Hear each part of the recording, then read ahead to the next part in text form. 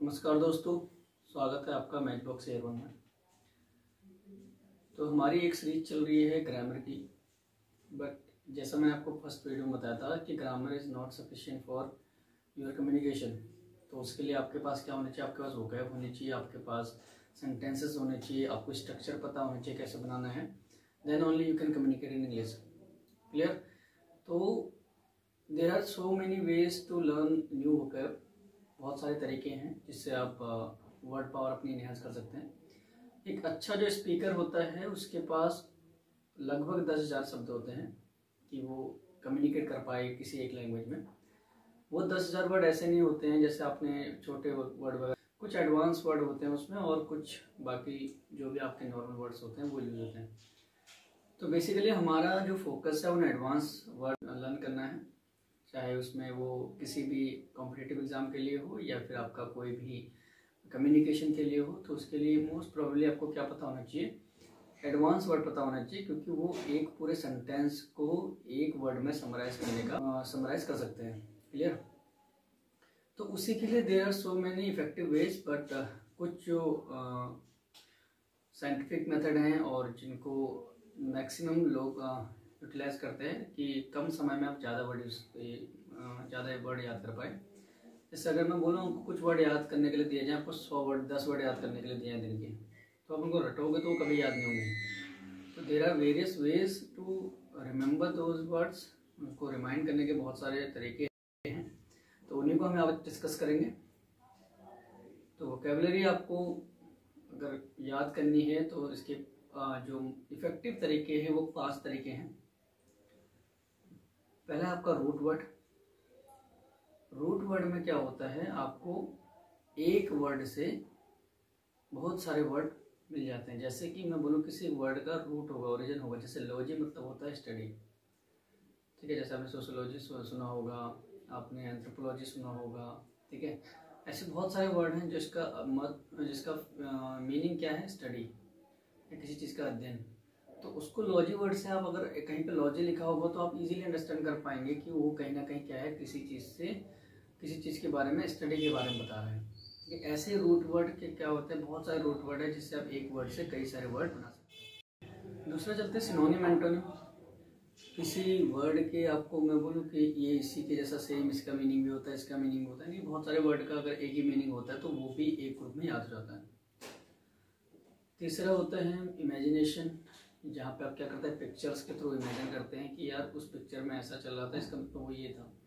That is also called the imagination process. तो उसमें भी आपको चीज़ें बहुत अच्छी तरीके से याद होती है, या आप उसको किसी से लिंक कर सकते हैं, अपने गाँव में, अपने शहर में, किसी से भी आप उसे लिंक कर सकते हो। The fourth one is group. Group का मतलब जहाँ पे एक साथ आपको ना किसी जगह के बारे में नॉलेज मिल जाती है। जैसे अगर हम एक स्कूल की बात करें तो वहाँ पे क्या होता है, प्रिंसिपल भी होता है, हेडमास्टर होता है, स्टूडेंट होते हैं, बॉय होता है, गर्ल होता है।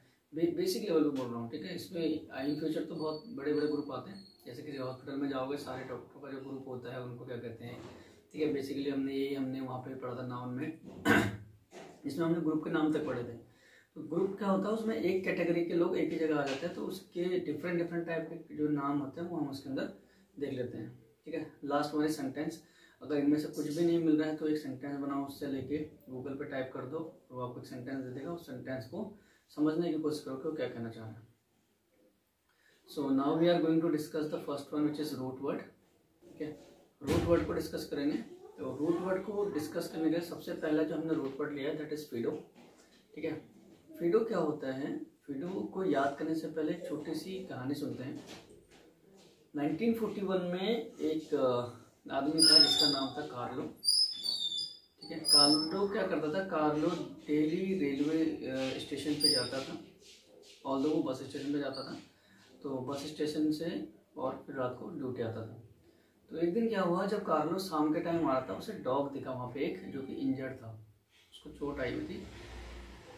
तो कार्लो ने क्या डिसाइड करा? कार्लो ने डिसाइड करा कि कार्लो उसे क्या करेगा, लेके अपने घर जाएगा। तो कार्लो उसे क्या करा, कार्लो उसे लेके अपने साथ चले गया और उसके घर पे उसने और उसकी वाइफ ने क्या करा, उस डॉग का ट्रीटमेंट करा। बहुत समय तक उन्होंने खोजने की कोशिश करी कि कोई आएगा तो वो कार्लो को हैंड ओवर, जो फिडो है उसको हैंड ओवर कर देगा, बट नहीं आया कोई। देन दे डिसाइडेड कि वो इसको अपने पास से रखेंगे और उन्होंने इसका नाम रख दिया फिडो।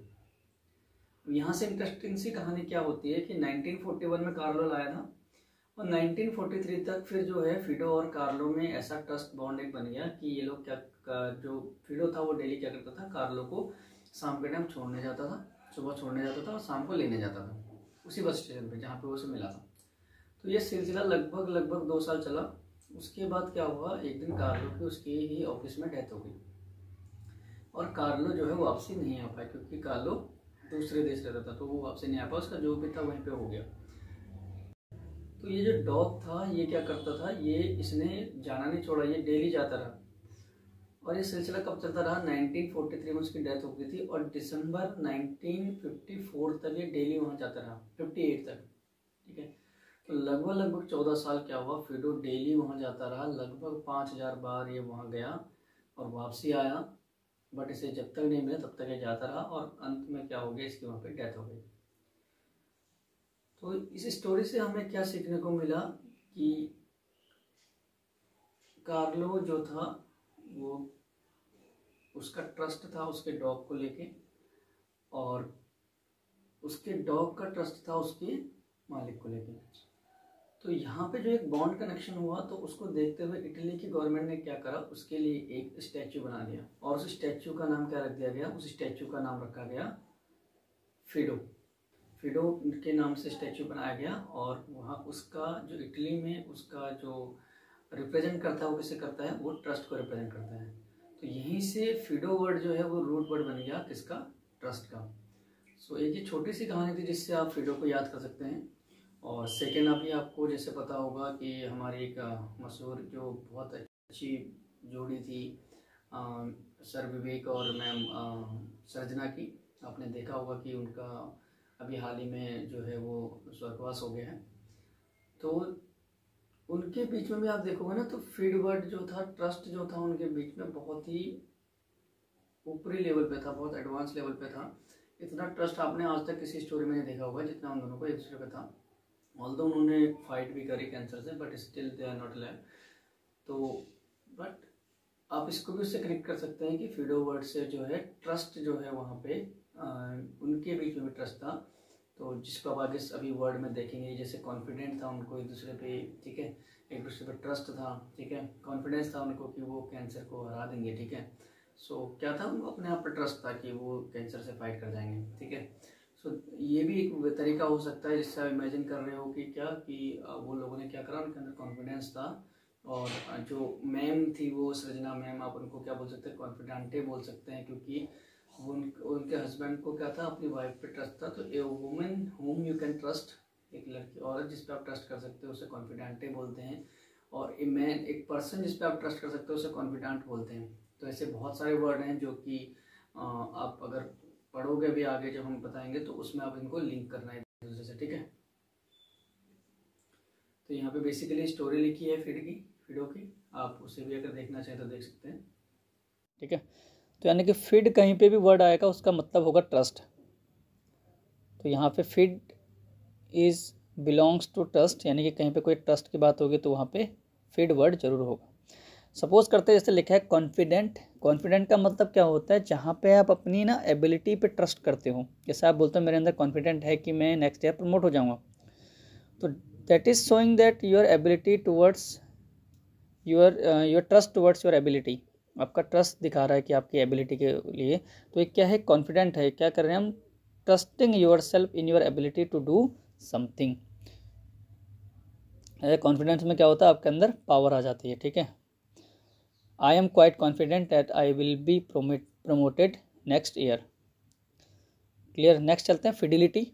फिडिलिटी FID, फिर से फिड है इसमें, तो फिड मीन्स कहीं ना कहीं पे ट्रस्ट की बात होगी।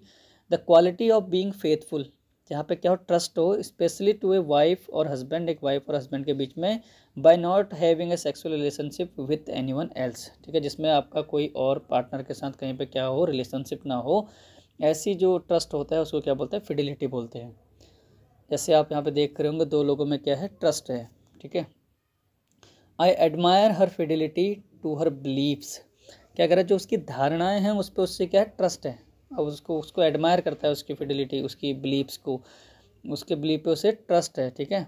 तो यहाँ पे फिडिलिटी वर्ड क्या यूज़ हो रहा है, ट्रस्ट की भी यहाँ पे यूज़ हो रहा है कि उसको उस पर क्या है, ट्रस्ट है।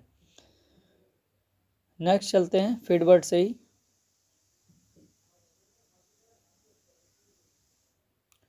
नेक्स्ट फिड इज़ कॉन्फिडेंशियल, ऑल्सो फिर से फिड आए तो फिड मतलब ट्रस्ट की बात होगी। तो कॉन्फिडेंशियल क्या होता है, कोई चीज़ जो आपको बताई जाती है किस बिहाफ पे, ट्रस्ट के बिहाफ पे। Something which is told in trust, जो आपको ट्रस्ट के बिहाफ पे बताई जाती है, क्योंकि कॉन्फिडेंशियल तभी तो रहेगी, वो सीक्रेट तभी रहेगी ना जब आप पे ट्रस्ट होगा। आपको किसी ने बताया, आपने किसी और को बता दी, यानी कि आपने क्या करी, अगर उसको सिर्फ सबको बताना होता तो वो खुलेआम सबको बताता, उसने आपको किसी ट्रस्ट पे बताया है, यानी कि वो चीज़ें क्या है, कॉन्फिडेंशियल हैं, सीक्रेट हैं, ठीक है। जैसे आपने देखेंगे जो बुक्स होते हैं, बहुत ज़्यादा जो डॉक्यूमेंट होते हैं वो क्या होते हैं, कॉन्फिडेंशियल होते हैं। The letter was mark private and confidential, जो लेटर है उसे क्या माना गया, वो प्राइवेट और कॉन्फिडेंशियल था। नेक्स्ट वन इज़ कॉन्फिडेंट, ये कॉन्फिडेंट नहीं है, ठीक है, ये क्या कॉन्फिडेंट है, उसमें DE होता है, इसमें DA है। सो फिड वर्ड है, फिर से ऑलरेडी क्या होगा, यानी कि ट्रस्ट की बात होगी। तो अगर किसी व्यक्ति पे आप ट्रस्ट करते हो तो उसे क्या बोलते हैं, कॉन्फिडेंट बोलते हैं। यानी कि अगर आपका कोई दोस्त है, उस पर आप ट्रस्ट करते हो तो उसे क्या बोलेंगे, कॉन्फिडेंट। मोटा भाई is the close confident of the prime minister. You know very well who is मोटा भाई, एंड वो क्या है, बहुत ज़्यादा कॉन्फिडेंट है किसके, प्राइम मिनिस्टर के, क्योंकि प्राइम मिनिस्टर की जो सारी बातें होती हैं वो कहीं कहाँ पे होती हैं, सिर्फ उनको पता होती हैं। कॉन्फिडेंसी नेक्स्ट वर्ड बनता है, दैट इज कॉन्फिडेंटी। कॉन्फिडेंटी क्या होता है, a women whom you can trust.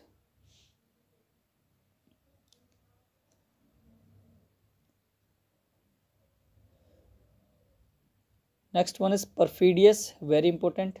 फिड मीन्स ट्रस्टफुल, ठीक है। परफीडियस मीन्स जो ट्रस्ट से भी पार हो। तो परफीडियस मीन्स समथिंग विच इज़ अनट्रस्टवर्दी और डिसीटफुल हो, जो धोखेबाज हो, ठीक है, तो उसे बोलते हैं परफीडियस। ये फोटो आप सबको याद होगी, this is the best example of the perfidious, you can say perfidious lover, ठीक है। क्या हुआ था, यू नो वेरी वेल कि पहले बंदा तैयारी करवाता है, फिर गवर्नमेंट जॉब वगैरह लगने के बाद वो कहीं और चली जाती है। So this is the example of perfidious, a perfidious lover, that means जो क्या हो, डिसीटफुल लवर हो, that is called perfidious lover. Next one is diffident, not having confidence in your own strength और ability.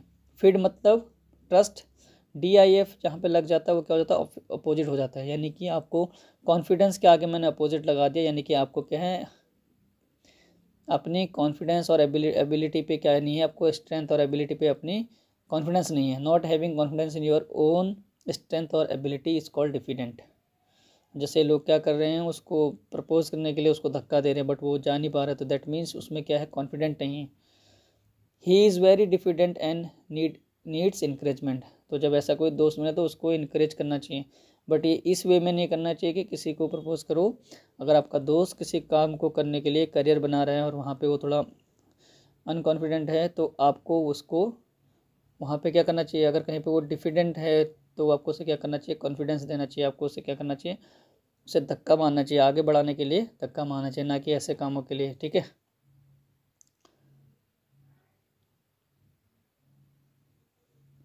Next one is confide, to give sensitive information to someone else to told in trust. फिड है तो already trust की बात होगी, तो कुछ ऐसी सेंसिटिव इन्फॉर्मेशन जो आप दे देते हो जो किसी ने आपको ट्रस्ट के बिहाफ पे बताई होती है, तो that is called confide. She did not confide her love to anyone. इसने सपोज करो, अब वो लड़का जो था उसने क्या करा, इसको बोल दिया जो बोलना था, ठीक है, प्रपोज कर दिया। अब वो लड़की क्या कर रही है, उसने क्या करा है, उस जो उसने बोला उसे ना कर दिया, बट उसने क्या करा, उसने 36 जगह जाके गुणगान नहीं गाए कि मैंने उसने मुझे बोला, मैंने मना कर दिया। She did not confide her love to anyone, उसने क्या करा, उसके लव को किसी को क्या नहीं करा, किसी को भी नहीं बताया, यानी कि किसी को भी वो कन्फाइड नहीं करा, इन्फॉर्मेशन नहीं दी उसके बारे में किसी को, ठीक है। So that is the way to treating someone, ठीक है। तो कन्फाइड क्या कहलाता है, कि कोई चीज़ आपको सेंसिटिव इन्फॉर्मेशन दी गई हो ट्रस्ट पे। कॉन्फिडेंस पता है सबको, believe in your self, trust in your self.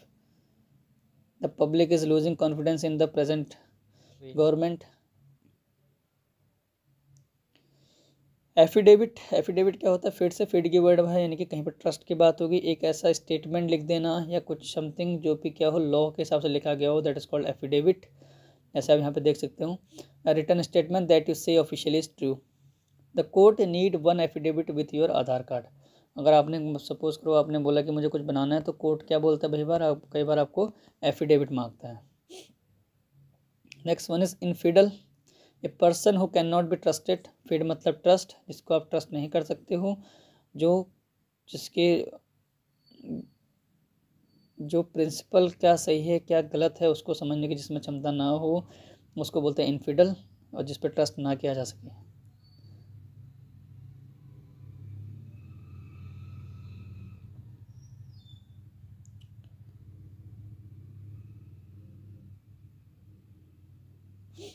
His neighbors constantly asked him to go to the church and called him an infidel when he refused। तो वो लोग क्या कहते हैं? उसे इनफिडल कहते हैं। क्यों कहते हैं? क्योंकि वो ट्रस्ट के लायक नहीं है। ठीक है।